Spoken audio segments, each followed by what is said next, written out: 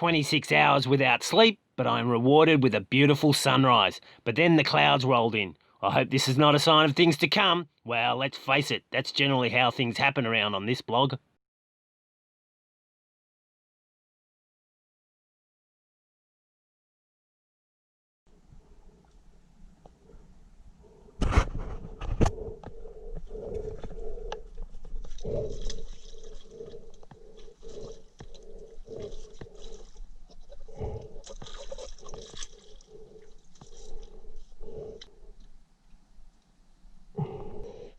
This is setting. I'm just trying to get rid of some of the heat so the cooling process is a bit more, what would you call it, timid, not so catastrophic. So I'll spread it out, the heat will dissipate so much and I won't get a big lump in the middle that won't be pliable. Anyway, I can give it a bit of sun just to speed it up, but actually on second thoughts, I don't know if I want to do that because I want it to be a slow cure. Okay, sorry about that. Let's take that back. There you go. I'm learning on the job. All right, just mix all that UV stuff that I just exposed it to. So hopefully we'll have a nice even cure. I'm just going to wait for this to start getting hot and start getting quite firm. I'll quickly go back to the hole. I'll rip out all the shit, come back, grab a handful of this and shove it in before the boat sinks. Sounds like a plan? All right, that's the plan, people. Give it a blast of sun. Oh, not too much. Let's do it. I, of course, was joking when I said the boat would sink. Since the bellows was repaired to NASA standards, the incoming water would be stopped. I was really just trying to fix it as best as I could. And NASA people, stop sending me job offers. I have a successful vlog to run, didn't you know?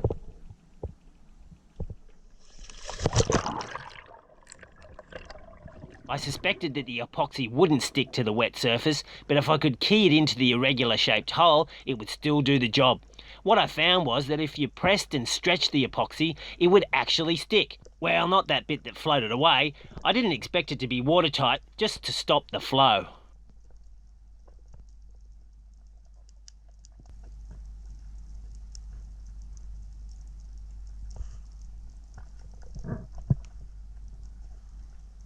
Look at the precision work there, people. I should have been a sculptor. Yeah, a sculptor of nudes. Oh, I don't think I'd get bored of that job. Nudes. How does anyone get into that kind of job anyway? Now where are my friends the sharks? Now that they can clearly see that I'm not dinner, they're not interested at all. I'm kind of slighted by the fact that I'm not regarded as good to eat. You can't please everyone.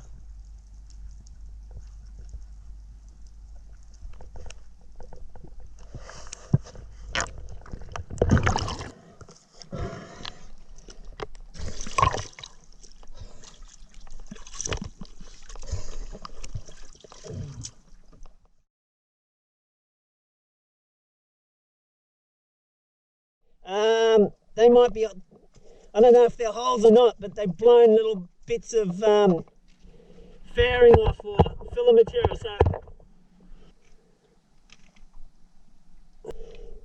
nothing good quality.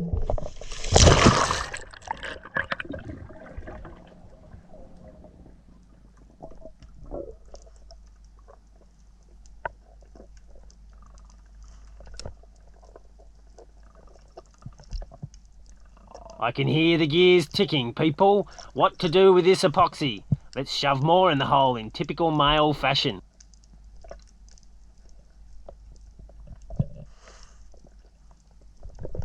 Oh, hurry up, will you?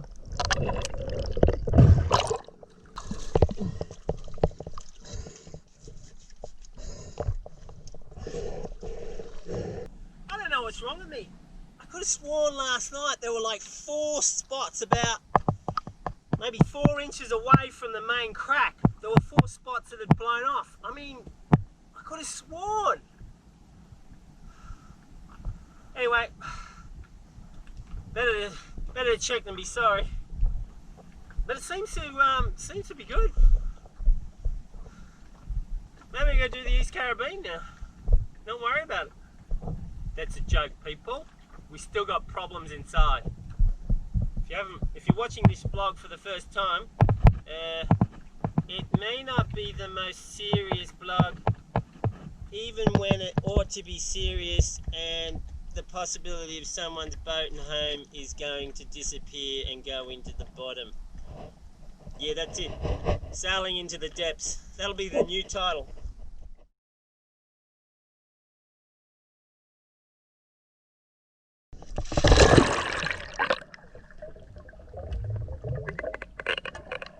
I had to make sure that the epoxy shoved in the hole did not stick to the prop shaft. That's a bit of a no-no, I reckon.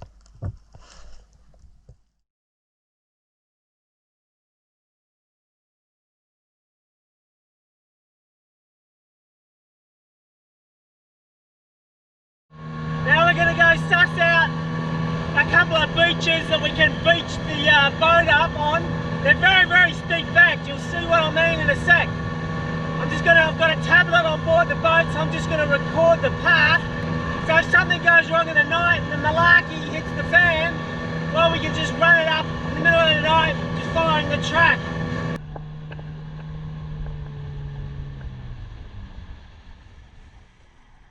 This is my new home if the boat starts to sink. Looks dreamy.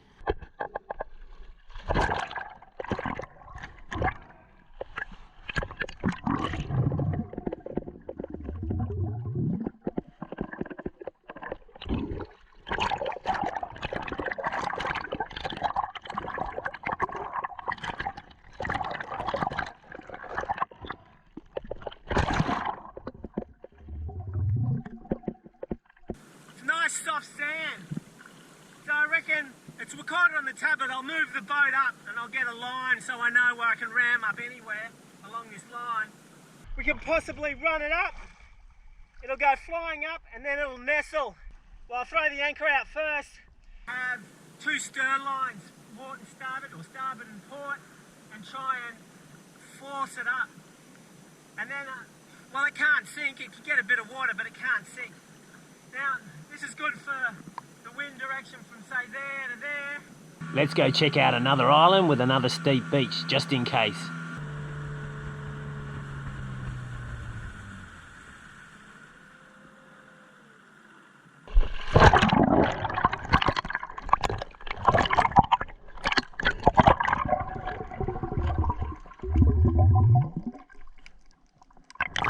Just going to be harder to get ropes to palm trees.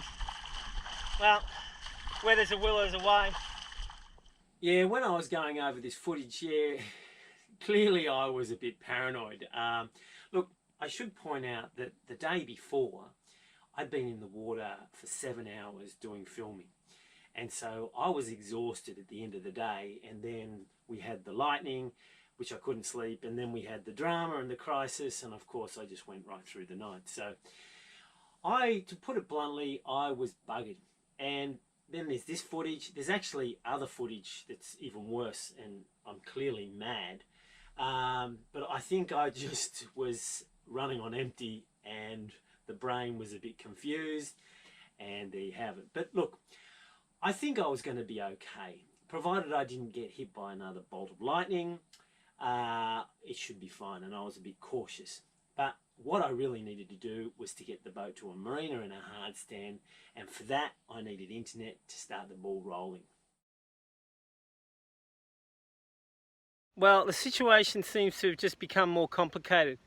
I had wanted to motor to the next anchorage to get some internet to try and find some answers and start getting the ball rolling. But there's something wrong with the gearbox. It's making this tonk, tonk, tonk, tonk. It sounds like a really crappy cutlass bearing or a bent shaft in a crappy cutlass bearing.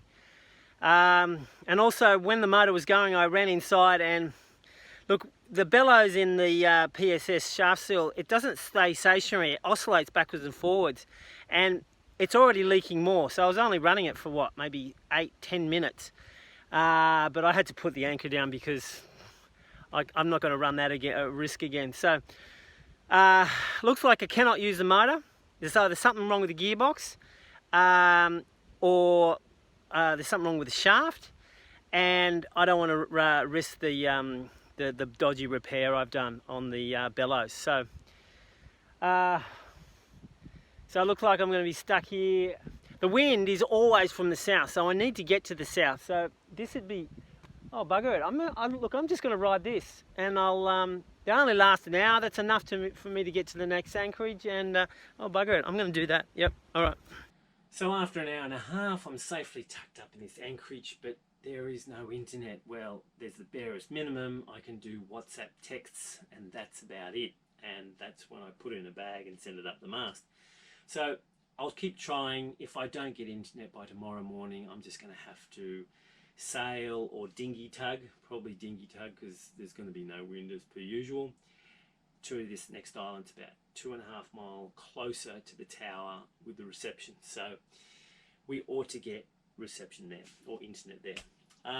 You'd think with another night gone I'd be well rested. Well, you'd be wrong. Brain is still cycling on these problems. So anyway, let's not go there. I think the solution really is to do the bare minimum. We replace the bellows, find the clunking and solve that, and repair or replace the alternator. Then we get off the hard, and then we can, over the next few months before I leave for the Pacific, just replace or repair the gear that we need. But we'll be eyeing it on the side of bare minimum, I think. But anyway, tomorrow's another day, and if we don't get internet here, we'll just have to go closer. All right, check out that. You're probably going, check out what? Well, the wind has finally turned. We've had the wind coming from Nagana. That's where I can get internet and reliable reception, so I can find out what to do. I'm going to head for that island. There's no wind here now, so what I'm going to do is just going to motor into behind this island. Hopefully I can get some reception, because here I get crap. But now's the time. Let's just do it.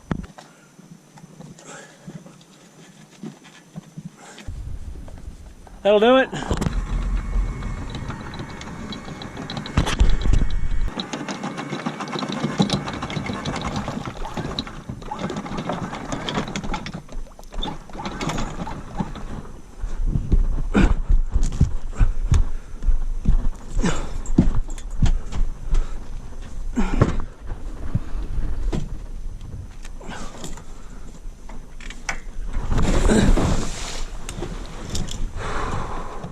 This is Freedom's new boat motor. Gets it up to about 2.4 knots in dead calm conditions, but I reckon anything over 12 knots and I'd be buggered. So to go right, I push the stern to the left, and to go straight, I go directly from behind. Easy peasy.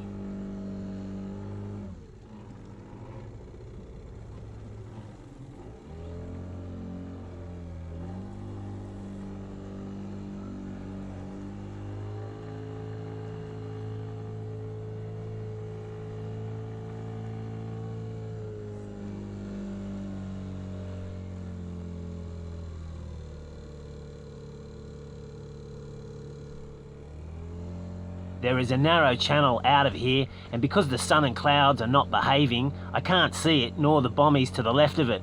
I'm following my track, which is not a great idea. It's an easy run in calm conditions to where I want to go. No reefs with channels and no currents, so we ought to do fine.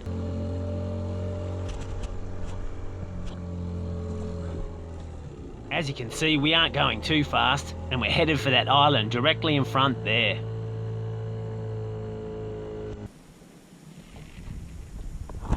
Well, I wasn't expecting wind, that's for sure. Normally the sea breeze only comes in quite late, and I have to leave early because the anchor windlass takes a lot of juice from the batteries, and I need to recharge it. So everything's got to be done in the daylight, and we've had these southerlies the whole time. This is the first time we've got a decent northerly, and it's midday. Well, it's not decent, it's 5 knots, but mate, we've got to use what we can use.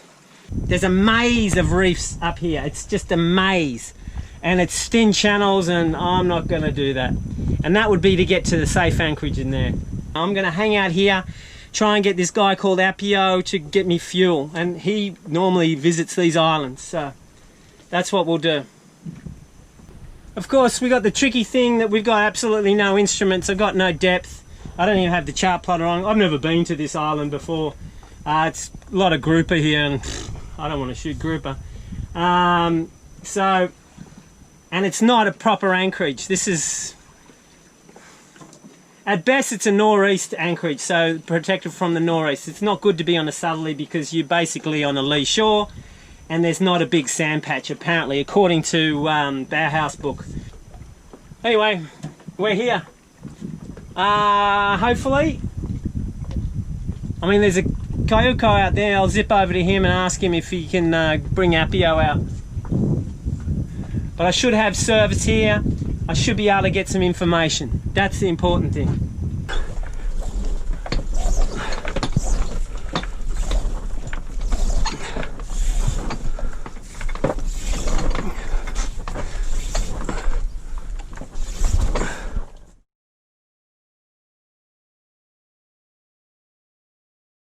I made an arrangement with a marina with a hard stand.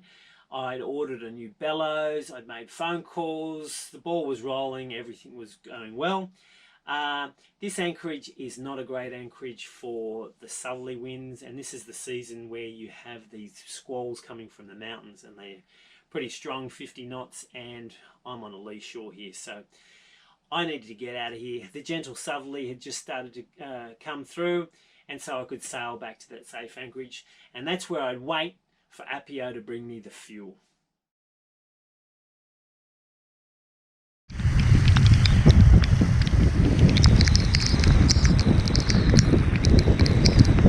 Having minimal access to internet with Wayne sending me updates on weather and Hurricane Etta comes at a price, and I'm hammered every couple of days with cells coming through.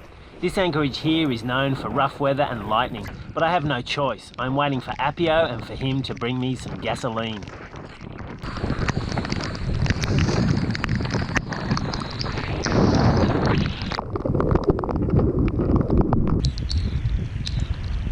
We just had one strike, I don't know, 100 metres that way. Okay, the mast is earth. I mean, I don't care if all the electronics get fried again, because they're already fried. I just don't want another hole in the boat.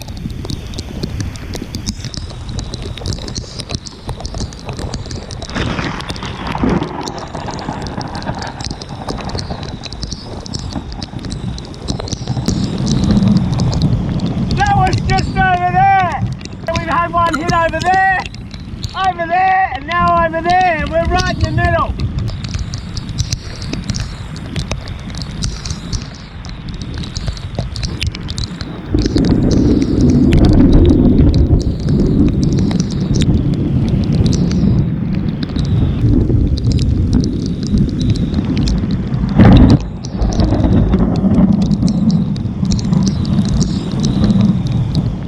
From the weather forecast a few days back, I remember it being a continuation of light southerly winds, which are about 4 to 6 knots. It's bugger all. Maybe at night you get a little bit more, but during the day it glasses out because the sea breeze cancels the sort of the katabatic flow, and you get nothing.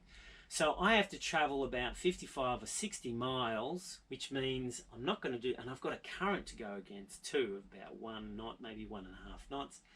I'm not going to do that in a single night. It's going to take me a whole day probably, because I'll probably be only doing 2.5, 3 to 3.5 knots.